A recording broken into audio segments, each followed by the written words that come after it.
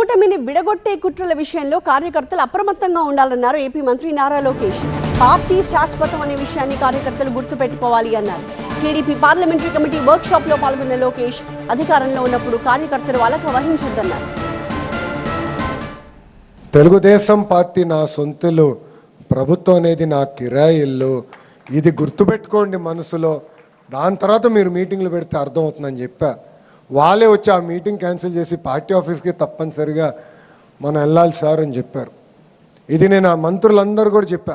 Covid కన్నా ప్రమాదమైన జబ్బు అండి అది. కోవిడ్ కన్నా ప్రమాదమైన జబ్బు అది. ఆ జబ్బు పేరేంటో తెలుసా? గట్టిగా చెప్పండి. అలక.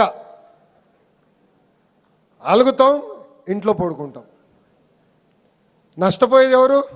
ఆంధ్ర రాష్ట్ర ప్రజలు, మనం. కూటమి అన్నప్పుడు 3 పార్టీల కలయిక. తెలుగుదేశం పార్టీ ఉంది, జనసేన పార్టీ ఉంది, భారతీయ జనతా పార్టీ ఉంది. ఈ కలయిక అన్నప్పుడు చిన్న చిన్న సమస్యలు ఉంటాయి, విభేదాలు వస్తాయి. కాదని నేను అనట్లా. ఇంట్లో మేము 5గురం, చిన్న చిన్న విభేదాలు మాకు ఉంటాయండి, లేకుండా పో. మనందరం కూడా అప్రమత్తంగా ఉండాలి. ఎందుకంటే పార్టీ పేజీల పేరుతో పార్టీల మధ్యన విభేదాలు సృష్టించడానికి వైకాపా నాయకులు ప్రయత్నిస్తారు. ఆవేశం అవసరంలా, ఓర్పు సహనంతో ఆలోచించి మనందరం నిర్ణయం తీసుకోవాలి. ఇంత పెద్ద కార్యాలయం మన అధ్యక్షుల వారు మనకు కడతాం జరిగింది.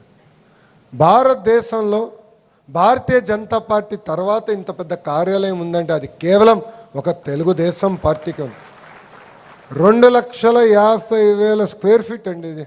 అమెజాన్ వాడతారు, బ్లింకిట్, ఇవన్నీ కూడా కొత్త కొత్త వచ్చినాయి, అవన్నీ మీరు వాడతారు.